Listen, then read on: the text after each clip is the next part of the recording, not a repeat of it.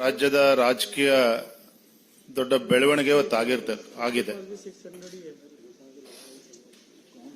ಹಿರಿಯರಾಗಿರ್ತಕ್ಕಂಥ ಮಾಜಿ ಮುಖ್ಯಮಂತ್ರಿಗಳು ಸನ್ಮಾನ್ಯ ಶ್ರೀ ಜಗದೀಶ್ ಶೆಟ್ಟರ್ ಜಿ ಅವರು ಕಾಂಗ್ರೆಸ್ ಪಕ್ಷವನ್ನ ತೊರೆದು ಕಾಂಗ್ರೆಸ್ ಪಕ್ಷದ ಪ್ರಾಥಮಿಕ ಸದಸ್ಯಕ್ಕೆ ರಾಜೀನಾಮೆಯನ್ನು ನೀಡಿ ತಮ್ಮ ವಿಧಾನ ಪರಿಷತ್ ಸ್ಥಾನಕ್ಕೂ ಕೂಡ ರಾಜೀನಾಮೆಯನ್ನು ನೀಡಿ ಮತ್ತೊಮ್ಮೆ ಭಾರತೀಯ ಜನತಾ ಪಾರ್ಟಿ ಸೇರ್ಪಡೆ ಆಗಿರ್ತಕ್ಕಂಥದ್ದು. ಮಾನ್ಯ ಗೃಹ ಮಂತ್ರಿಗಳು ಅಮಿತ್ ಶಾ ಜಿ ಅವರು ಅವರನ್ನ ಭೇಟಿ ಮಾಡಿ ಸನ್ಮಾನ್ಯ BS ಯಡಿಯೂರಪ್ಪನವರು ಮತ್ತೆ ಜಗದೀಶ್ ಶೆಟ್ಟರ್ ಎಲ್ಲ ಹಿರಿಯರು ಅವರ ಸಮ್ಮುಖದಲ್ಲಿ ಭೇಟಿ ಮಾಡಿ ಅಮಿತ್ ಶಾ ಜಿ ಅವರ ಚರ್ಚೆಯನ್ನು ಕೂಡ ಮಾಡಿ ಯಾವುದೋ ಒಂದು ಅಪೇಕ್ಷೆ ಇಲ್ಲದೇನೆ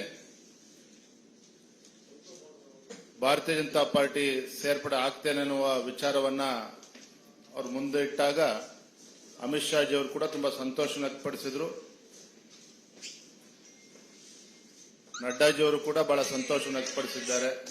ನಮ್ಮೆಲ್ಲರಿಗೂ ಸಹ ರಾಜ್ಯದ ಪ್ರತಿಯೊಬ್ಬ ಭಾರತೀಯ ಜನತಾ ಪಾರ್ಟಿ ಕಾರ್ಯಕರ್ತನು ಕೂಡ ಮಾನ್ಯ ಜಗದೀಶ್ ಶೆಟ್ಟರ್ ಅವರು ಬಿಜೆಪಿಗೆ ಮರಳಿರ್ತಕ್ಕಂಥದ್ದು ತುಂಬಾ ಸಂತೋಷವನ್ನ ತಂದಿದೆ ಅಂತ ಹೇಳಿ ನಾನು ಈ ಸಂದರ್ಭದಲ್ಲಿ ಹೇಳಲಿಕ್ಕೆ ಇಚ್ಛಪಡ್ತೇನೆ.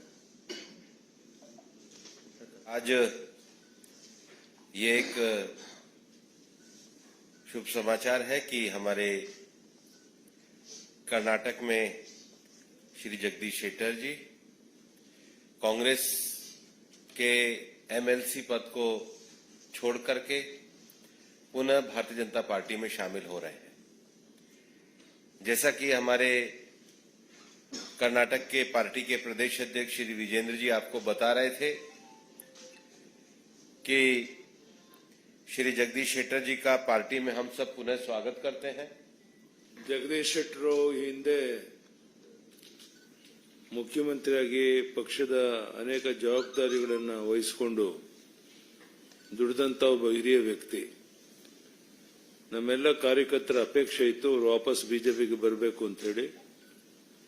ಅದಕ್ಕಾಗಿ ಬೆಳಗ್ಗೆ ಗೃಹ ಸಚಿವ ಅಮಿತ್ ಶಾ ಜಿ ಅವ್ರನ್ನ ನಾನು ಜಗದೀಶ್ ಶೆಟ್ಟರು ವಿಜಯೇಂದ್ರ ಎಲ್ಲರೂ ಭೇಟಿ ಮಾಡಿ ಅವರು ಸಹ ಬಹಳ ಸಂತೋಷದಿಂದ ಅವರನ್ನು ಬಿಜೆಪಿಗೆ ಸ್ವಾಗತ ಮಾಡಿ ಬರಬೇಕು ಅಂತ ಹೇಳಿದ್ರು. ಅದರಂತೆಯೇ ಇವತ್ತು ಬಿಜೆಪಿಗೆ ಸೇರಿದ್ದಾರೆ.